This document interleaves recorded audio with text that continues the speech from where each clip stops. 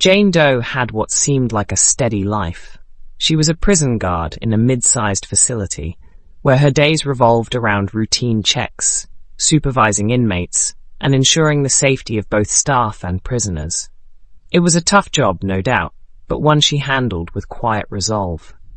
She was married, a modest life with her husband of 8 years, a life built on trust, or so he believed. Inside the prison walls, Jane was regarded as a professional.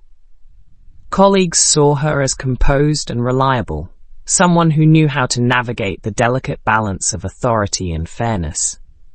She followed the rules, maintained her boundaries, and kept her head down. But then, cracks began to appear. Small, almost imperceptible shifts in her behavior. Colleagues started noticing she was lingering in certain areas of the prison longer than necessary. She began taking more personal calls, occasionally stepping away from her duties in ways that raised eyebrows. Whispers circulated among staff, small talk in break rooms about Jane becoming too friendly with certain inmates. Nobody could have imagined just how far things would go. It began innocuously. A few conversations that extended beyond what was strictly necessary. Then came favors, harmless at first, an extra snack here, a cigarette there. Small tokens that blurred the professional boundaries Jane once adhered to so carefully. What no one knew, what even Jane didn't seem to realize at first, was that these small transgressions were only the beginning. 2 men, 2 inmates, had taken notice of Jane. They saw something in her, perhaps vulnerability, perhaps an opportunity. What followed wasn't the result of a single impulsive decision, but a series of choices that would lead to consequences no one could have predicted. These weren't ordinary prisoners. They were manipulators, skilled at exploiting weakness. And for reasons no one fully understood at the time, Jane began to cross lines that she never thought she would. She became involved, in ways no one, not her colleagues, not her friends, and certainly not her husband, could have imagined. Jane's private world, one she had carefully maintained, began to unravel. Her decisions didn't just affect her, they set off a chain reaction that would destroy the life of the one person who trusted her most, her husband.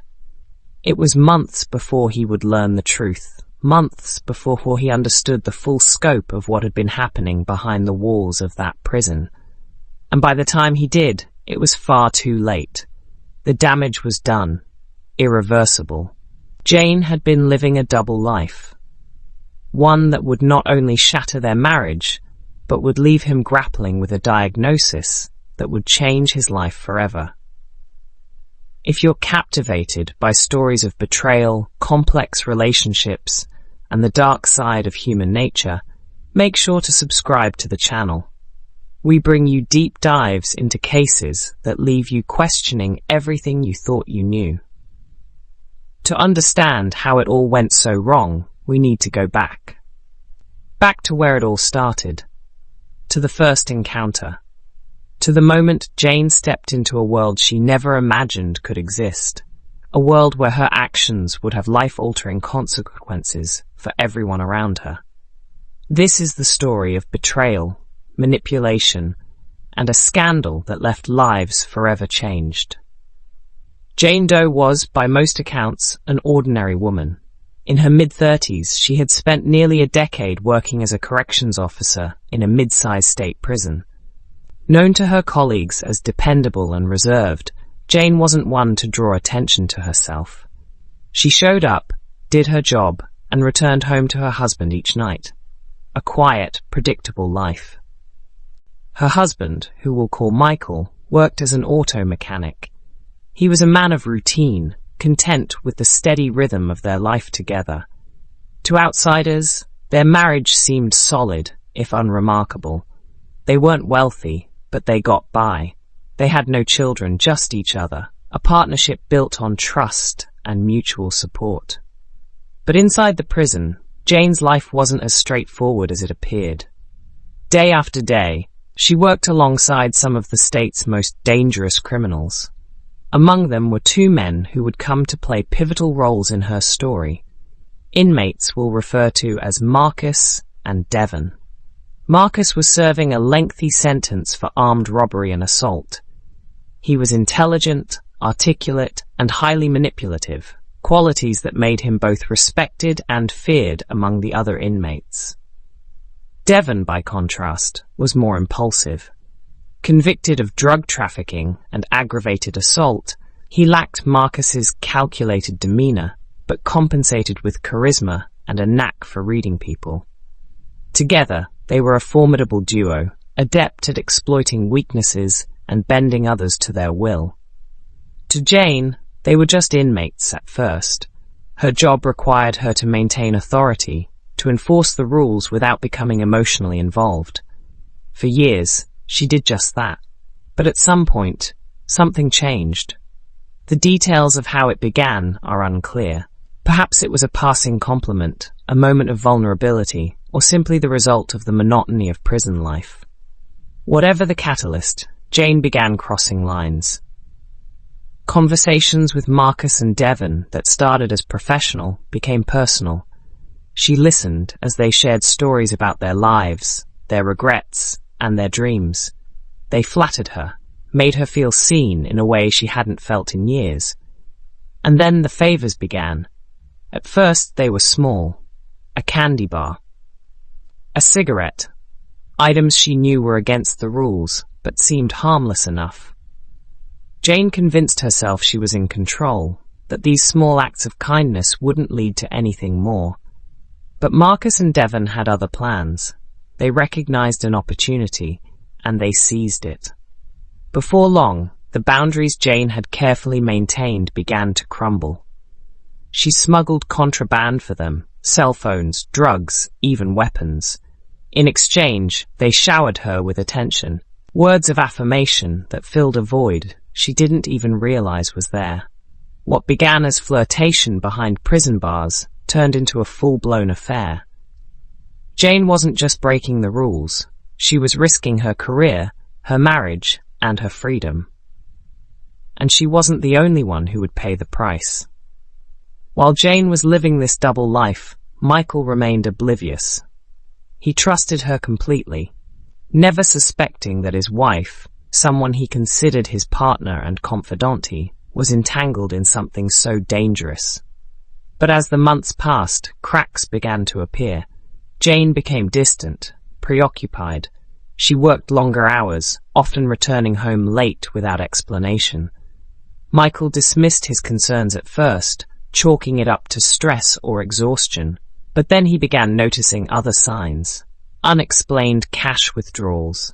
Strange phone calls that Jane quickly ended when he entered the room. The tension between them grew. But Michael never imagined the truth. Never imagined how profoundly his wife's actions would impact his life. The stakes couldn't have been higher. Jane's betrayal wasn't just personal.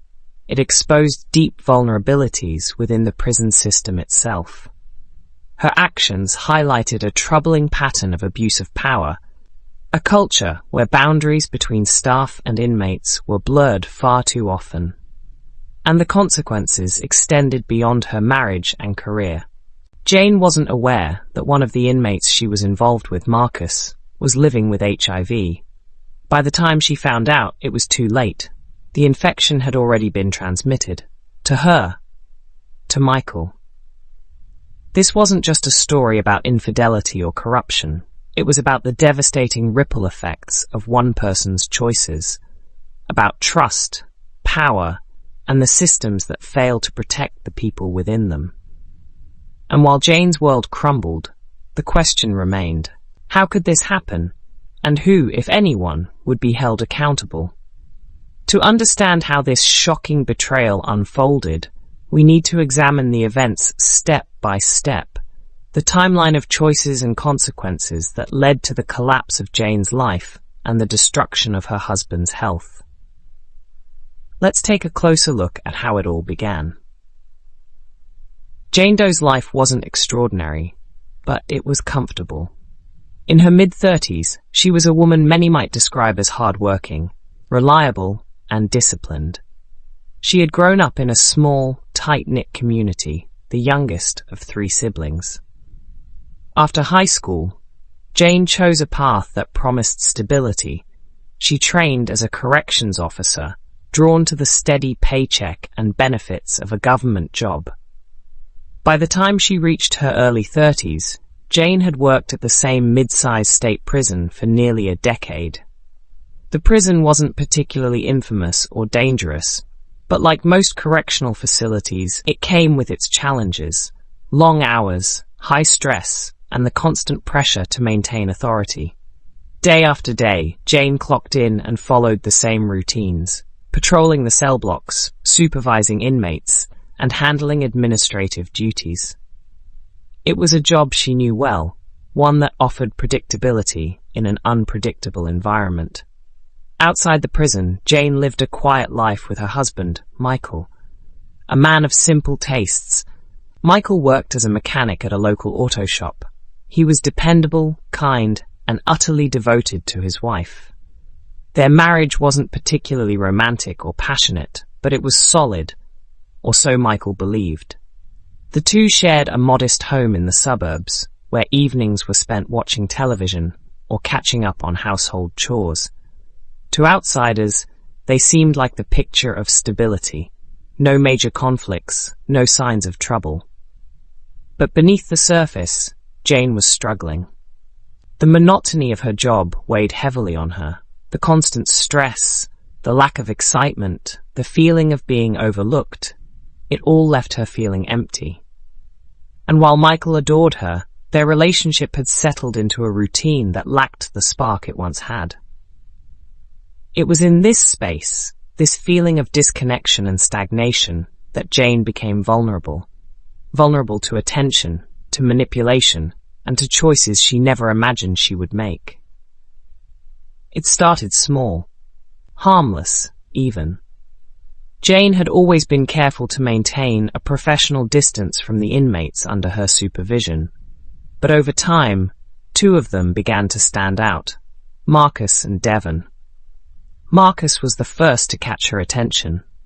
He was different from the other inmates, intelligent, articulate, and respectful. He had a way of speaking that made you feel like you were the only person in the room. For Jane, who rarely felt noticed or appreciated in her daily life, Marcus's attention was intoxicating. Their conversations began innocently enough, brief exchanges during her rounds, polite small talk about books or current events. But those conversations grew longer, more personal. Then there was Devon. Where Marcus was calculated and composed, Devon was brash and charismatic. He had a magnetic energy that drew people to him, including Jane. Devon's charm was disarming, and he had a knack for making Jane laugh, a rare and welcome reprieve from the seriousness of her job. Over the course of several months, Jane's interactions with Marcus and Devon crossed professional boundaries. It started with favors, smuggling in a candy bar or a pack of cigarettes, items that seemed insignificant but were strictly forbidden. Jane rationalized these actions, telling herself she was just being kind, that she wasn't doing any harm. But the inmates knew better. They recognized an opportunity and pushed the boundaries further. Jane soon found herself smuggling in larger items, cell phones, drugs, and even weapons. With each act, she told herself it would be the last, but the risks only escalated. Marcus and Devon weren't just taking advantage of her, they were actively manipulating her, using her insecurities and need for validation against her. It wasn't long before the relationships turned physical. Jane began engaging in secret rendezvous with both men, often during her shifts. She was careful at first, but as the months went on, her judgment became clouded. She believed she was in control, that she could manage the situation. But Marcus and Devon had other plans, and Jane was now fully entangled in their web. While Jane's double life continued behind the prison walls, her husband Michael remained unaware. He noticed that Jane had been distant lately, distracted, but he assumed it was just work stress. He tried to be supportive, offering to take on more household responsibilities and encouraging her to talk about her feelings. But Jane kept her secrets close, unwilling to reveal the truth. Then, Michael's health began to decline. At first, it was minor: fatigue, headaches, a persistent cough. But over time, his symptoms worsened. He visited his doctor, expecting a simple diagnosis. Instead, he received news that left him reeling. He had tested positive for HIV. Michael was stunned. He couldn't understand how this was possible. He had been faithful to Jane throughout their entire marriage. As the shock gave way to suspicion, Michael confronted his wife. He demanded answers, and under the weight of his anger and heartbreak, Jane confessed. She admitted to her affairs with Marcus and Devon. She admitted to breaking the rules, to risking everything. But the most devastating part of her confession was the revelation that one of the inmates, Marcus, was living with HIV. Jane hadn't known this at first, but by the time she found out, it was too late. She had contracted the virus and unknowingly passed it on to Michael. Michael was heartbroken, but he was also determined to seek justice. He reported Jane's actions to the authorities, triggering an internal investigation at the prison. The investigation uncovered a trail of misconduct that shocked even the most seasoned officers. Surveillance footage revealed Jane spending excessive amounts of time near Marcus and Devon's cells. Interviews with other staff members exposed rumors of her inappropriate relationships, and contraband checks turned up several prohibited items linked to Jane, including cell phones and drugs. As the investigators dug deeper, more disturbing details emerged. Marcus and Devon had been bragging to other inmates about their relationships with Jane, describing how they had manipulated her into compliance. They had used a combination of flattery, threats, and psychological tactics to ensure her cooperation. The evidence against Jane was overwhelming. She was arrested and charged with multiple counts, including smuggling contraband, misconduct, and endangering public safety. Marcus and Devon faced additional charges as well. But for them, it was just another layer added to their already lengthy sentences. By the time the investigation was complete, Jane's life was in ruins. Her marriage was over, her career was destroyed, and her actions had left a lasting impact on everyone involved. But even as the legal proceedings began, questions remained. How could this have been prevented? And what does this case reveal about the vulnerabilities within the prison system? For Michael, the revelation of Jane's betrayal wasn't just a blow to his marriage, it shattered the very foundation of his life. He described that day in haunting terms. It felt like my whole world collapsed in a single moment. Sitting in their modest living room, Jane confessed everything. She admitted to smuggling contraband, to the affairs, and finally, to contracting HIV from one of the inmates. Her words left him numb. Michael struggled to comprehend the layers of deceit. This was the woman he had loved and trusted for over a decade, the person he believed he would grow old with. Now, that image was gone, replaced by the reality of her choices and the life-altering consequences they brought. But the betrayal ran even deeper. Michael wasn't just grappling with the loss of his marriage, he was now fighting for his health. The HIV diagnosis felt like a cruel twist of fate, a punishment for a crime he didn't commit. His body grew weaker as he adjusted to a regimen of antiretroviral therapy, and the stigma of the diagnosis added another layer of isolation. Friends and co-workers noticed the change in him. Once cheerful and optimistic, Michael became withdrawn and bitter. He couldn't escape the questions swirling in his mind. How could Jane do this to him?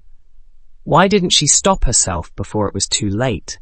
And most painfully, Would he ever be able to trust anyone again? Seeking justice became Michael's way of coping. He filed a formal report with the prison administration, demanding accountability, not just from Jane, but from the system that allowed such misconduct to occur.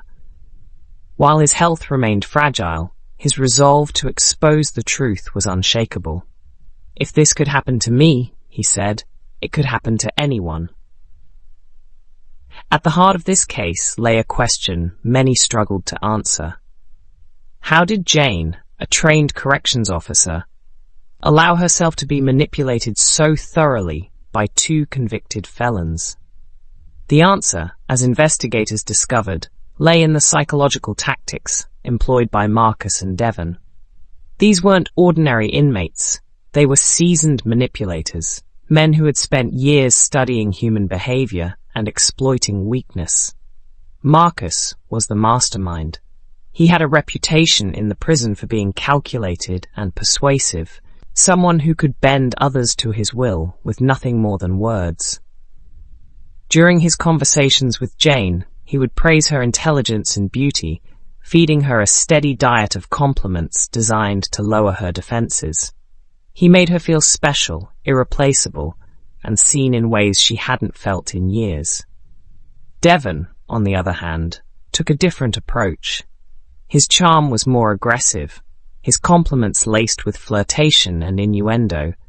He used humor to disarm Jane, creating a sense of intimacy that blurred the lines between professional and personal. Together, Marcus and Devon played a calculated game, using their combined tactics to manipulate Jane into compliance. But their manipulation didn't stop at flattery. When Jane hesitated or showed signs of guilt, they turned to more coercive methods. Threats of exposure loomed over her like a sword.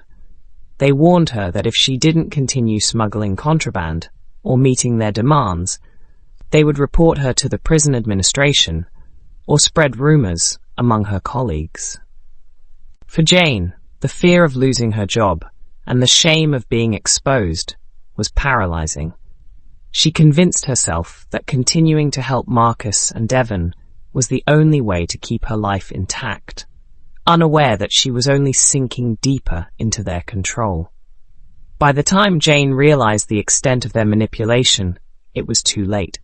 The damage had been done. She was consumed by guilt, her life unraveling under the weight of her choices. In interviews after her arrest, she described feeling trapped, as though every decision she made only pushed her further into a corner. "I thought I could handle it," she said, her voice trembling with regret. "But I was wrong." When news of Jane's actions broke, the public reaction was swift and unforgiving. Headlines screamed of scandal, prison guards' affairs with inmates exposed, and HIV scandal rocks local community. Media outlets dissected every aspect of the case, from Jane's betrayal of her husband to the systemic failures that allowed her misconduct to continue for so long. Talk shows and opinion columns debated the broader implications. Was this an isolated incident, or did it point to deeper issues within the prison system? The scandal ignited a firestorm of outrage, particularly among advocates for prison reform. Critics argued that the case highlighted glaring vulnerabilities in the system, insufficient oversight, inadequate training for staff, and a toxic culture that blurred the lines between authority and vulnerability. Interviews with Jane's friends and family painted a picture of shock and disbelief. Her sister described her as kind and responsible, someone who had always followed the rules. "I don't understand how she got to this point," she said tearfully. "This isn't the Jane I know." But the most emotional accounts came from Michael. In a televised interview, he spoke openly about the betrayal and its impact on his life. "I never thought something like this could happen to me," he said, his voice heavy with emotion. "I trusted her. I trusted the system to keep people safe. And now, I'm left picking up the pieces." The story also sparked important conversations about the stigma surrounding HIV. Advocacy groups used Michael's story as a platform to raise awareness about the importance of testing, treatment, and education. His bravery in sharing his diagnosis became a source of inspiration for others facing similar challenges. Still, the case left many unanswered questions. How had Jane's actions gone unnoticed for so long? What safeguards could prevent similar incidents in the future? And perhaps most poignantly, could the damage she caused ever truly be repaired? While the public debated the broader implications of the case, the personal toll on everyone involved was undeniable. Jane, Michael, and even the prison itself would never be the same. But as the legal proceedings moved forward, one final chapter remained: the resolution of the case and its lasting legacy. As investigators dug deeper into Jane's activities, an even more alarming discovery came to light. Her role in smuggling contraband into the prison had put countless lives at risk. The contraband wasn't limited to small items like cigarettes or cell phones. In one instance, Jane had smuggled in a sharpened piece of metal disguised as part of her personal belongings. This item, investigators discovered, had been used in a violent altercation between inmates just weeks prior. The incident left one prisoner severely injured and several corrections officers scrambling to restore order. For prison staff, the revelation was a betrayal of the highest order. Jane had violated not only her duty, but also the trust of her colleagues. Interviews with fellow guards revealed the growing tension within the facility. One officer, speaking anonymously, shared his anger. "We risk our lives every day to keep this place secure. To know that one of our own was working against us, it's unforgivable." This wasn't just about Jane's personal decisions. It was about the safety and security of an entire institution. Investigators began to piece together a disturbing pattern. Jane had smuggled in weapons, drugs, and even sensitive information about staff schedules. Each act of smuggling had the potential to escalate into chaos, jeopardizing not only the inmates, but everyone who worked within those prison walls. The investigation took another unexpected turn when a guard overheard an inmate bragging about Jane's affairs. According to the report, Marcus, one of the inmates involved, had been boasting to fellow prisoners about his relationship with Jane. Word spread quickly throughout the prison, turning the facility into a powder keg of tension.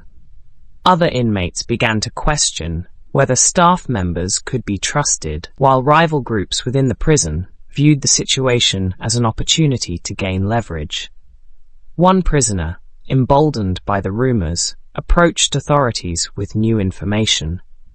He claimed to have witnessed Jane passing notes to both Marcus and Devon during her shifts, notes that detailed schedules, guard rotations, and other sensitive information. Investigators initially dismissed the claim as an attempt to gain favor, but when surveillance footage corroborated parts of his story, the case took on an entirely new dimension. The fallout wasn't limited to Jane's case. As more inmates came forward with allegations, the prison administration faced mounting pressure to address a potential culture of corruption within its ranks.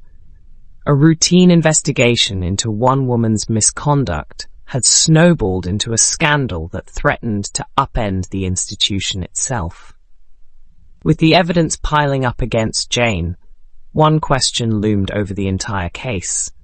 Was she a victim of manipulation? Or was she an active participant in the scheme? On one hand, Jane's defenders argued that she had been coerced. Psychological evaluations conducted during the investigation revealed a troubling pattern in her behavior. Experts suggested that Jane may have been suffering from low self-esteem and chronic stress, making her more susceptible to the manipulative tactics employed by Marcus and Devon. Her attorney painted a sympathetic picture, describing Jane as a lonely woman who had been groomed and exploited by seasoned criminals. In her testimony, Jane broke down in tears as she recounted the threats and pressure she had faced. "They told me they would ruin my life if I didn't help them," she said. "I felt like I didn't have a choice." But prosecutors presented a different narrative. They argued that Jane was not an unwitting victim, but a willing participant who had knowingly abused her position of power. They pointed to the calculated steps she took to smuggle contraband, the secret rendezvous she arranged with the inmates, and her repeated lies to her colleagues and family. One damning piece of evidence was a series of text messages recovered from Jane's phone.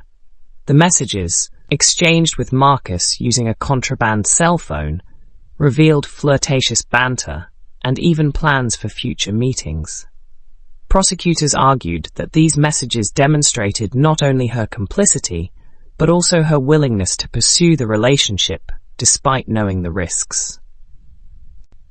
In the end, the truth may never be black and white. Did Jane truly act out of her own free will, or was she a pawn in a larger game of manipulation orchestrated by skilled criminals? And perhaps the most haunting question of all, should Michael, an innocent man whose only mistake was trusting his wife, bear the ultimate price for her choices? As the case moved toward its conclusion, these questions would linger in the minds of everyone following the story. Questions about morality, justice, and the consequences of betrayal. But before the court could deliver its verdict, one final revelation would push this case to the brink, forcing everyone involved to confront the devastating truth. The conclusion of Jane Doe's story unfolded in a courtroom packed with journalists, lawyers, and spectators eager to see justice served.